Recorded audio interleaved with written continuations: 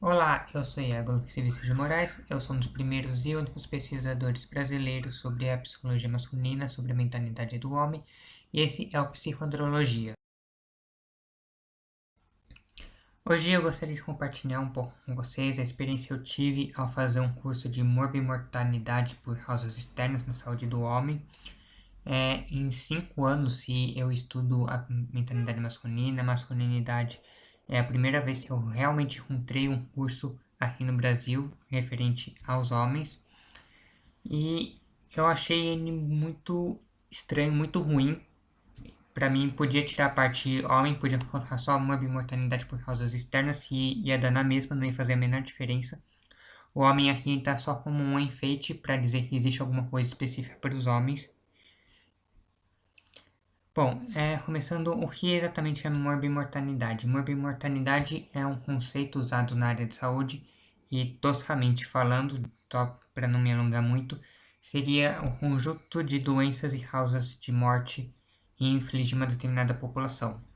E aí, para vocês terem uma ideia do conteúdo desse curso, né? Aqui tem uma lista das campanhas de saúde que existem e aí, campanha Não Bata, Eduque. Ela é a favor dos direitos das crianças e adolescentes pelo fim da utilização de castigos corporais degradantes. Não tem lá muita utilidade quando nós falamos de homens, principalmente homens adultos. Claro que se a gente considerar que, em geral, crianças do sexo masculino apanham mais, sofrem mais castigos físicos, ela até que tem uma certa relação, mas não é algo que realmente leve o gênero masculino em consideração. Campanha Laço Branco, campanha mundial para a mobilização dos homens pelo fim da violência contra as mulheres. Ou seja, é a velha tática do cavaleiro que luta pela honra, pela proteção da sua donzela.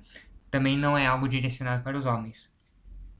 Fale sem medos, não há violência doméstica. Campanha de incentivo, captação e organização de informações sobre o tema por meio de pesquisas e apoio a projetos.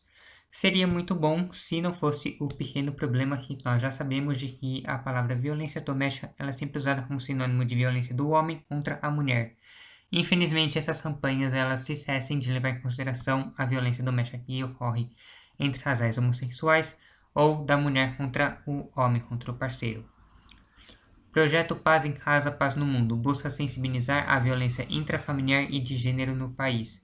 Também seria uma campanha muito legal se não fosse o problema de que violência de gênero também é usada como sinônimo de violência do homem contra a mulher e nunca o contrário ou nunca num contexto homossexual. Plano Juventude Viva impulsiona a transformação de territórios marcados pela violência letal de jovens negros.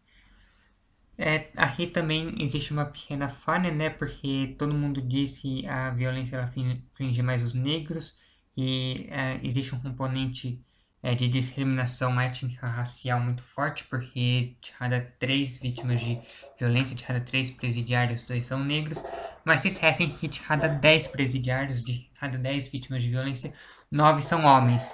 Então é algo que leva em consideração o gênero, quer dizer, leva em consideração a etnia, mas não leva em consideração o gênero, sendo que o gênero é mais importante do que a etnia.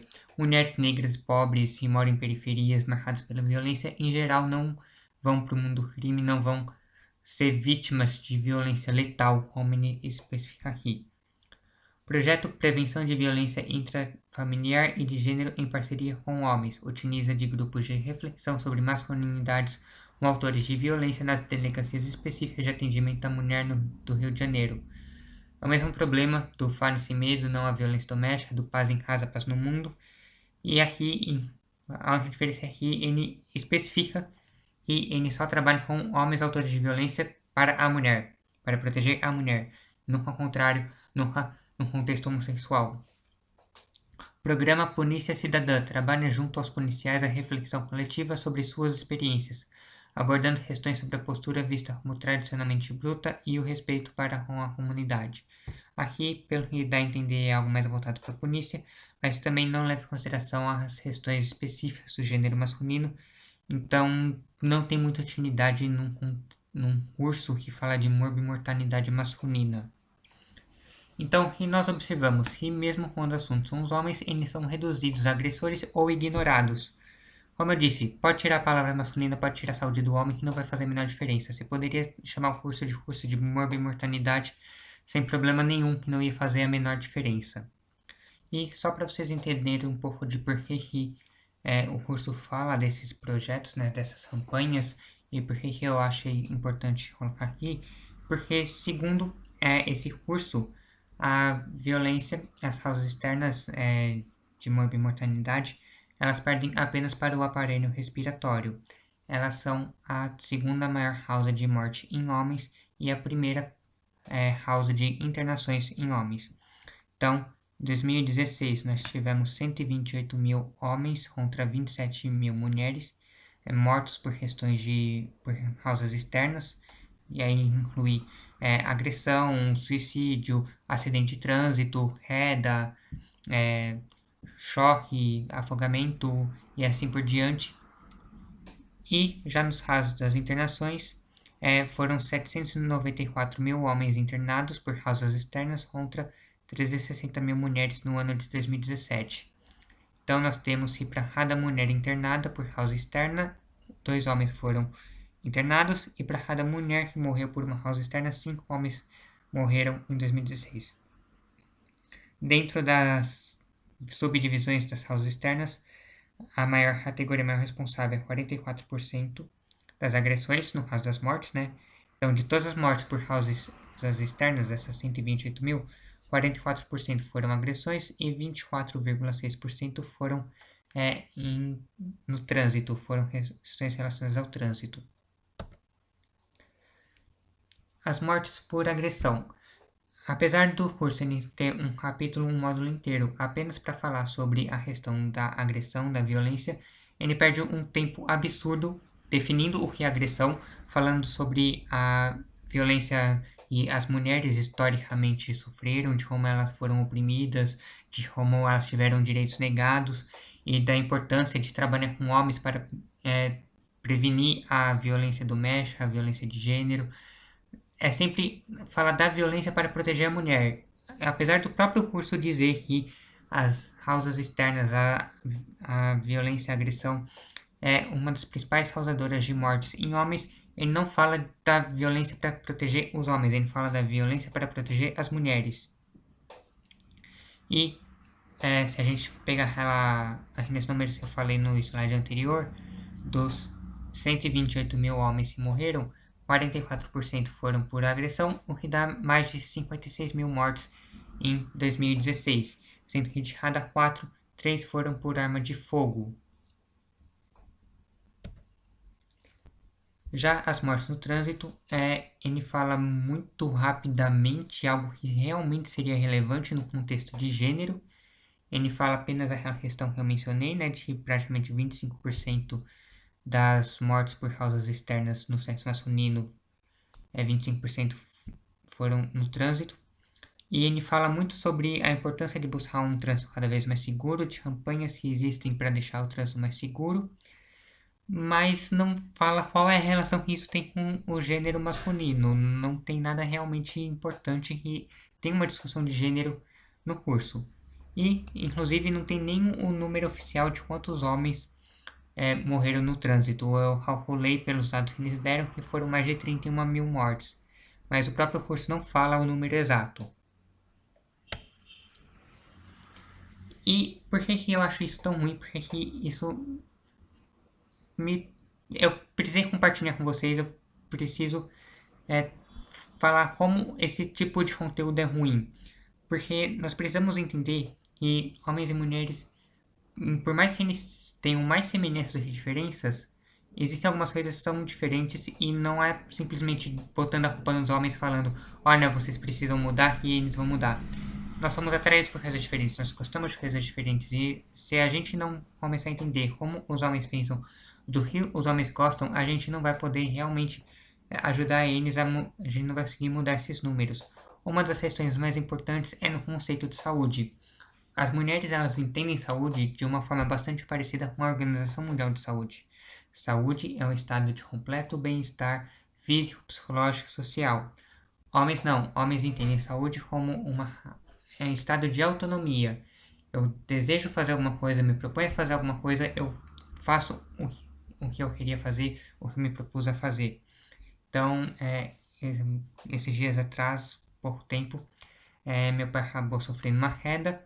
Nisso ele bateu a cabeça, ele se levantou, no que ele se levantou, a pressão dele baixou, ele acabou desmaiando. E todo mundo preocupado com ele, falando pra ele ir no hospital, e ele, não, tô bem. Depois que ele voltou ao normal, né, que ele recobrou a consciência, tô bem por quê? Porque ele insistia em não ir no médico, porque ele insistia em dizer que estava bem. Porque ele tem medo de parecer feminino ou fraco? Pelo que eu conheço dele, não. Mas porque a partir do momento em que ele conseguiu se levantar e falar normal, fazer as coisas normal, ele entende de que não haveria mais nenhum problema. Então não haveria por que ir no médico. Para ele, o que estava em foco não era o bem-estar, era a questão da autonomia. Ele estava conseguindo fazer as coisas que ele queria fazer. Então não havia nada de errado, não havia por que ir ao médico se preocupar. Isso é muito importante quando a gente pensa em estratégias específicas para os homens.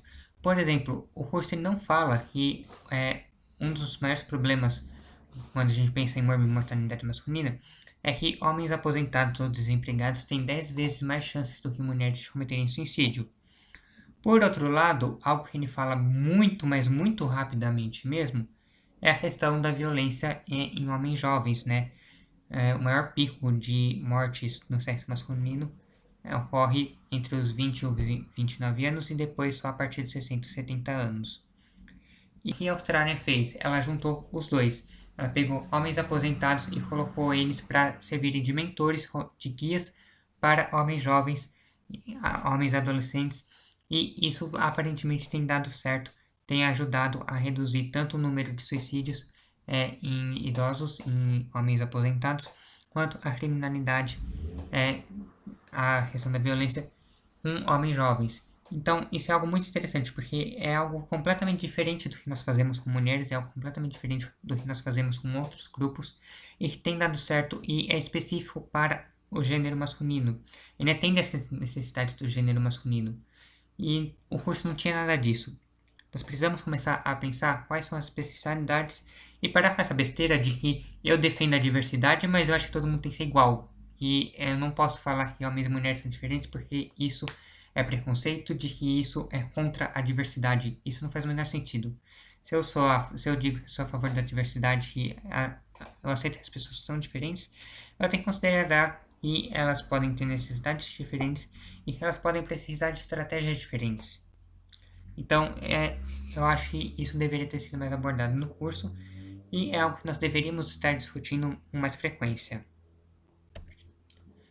Hoje é isso, espero que vocês tenham gostado. Se gostaram, curtam, comentem, compartilhem, inscrevam-se no canal para receber as atualizações. Não se esqueçam de me seguir no Facebook, se tornar meu patrono no Patreon ou fazer uma doação no link que está na descrição desse vídeo. Muito obrigado e até mais.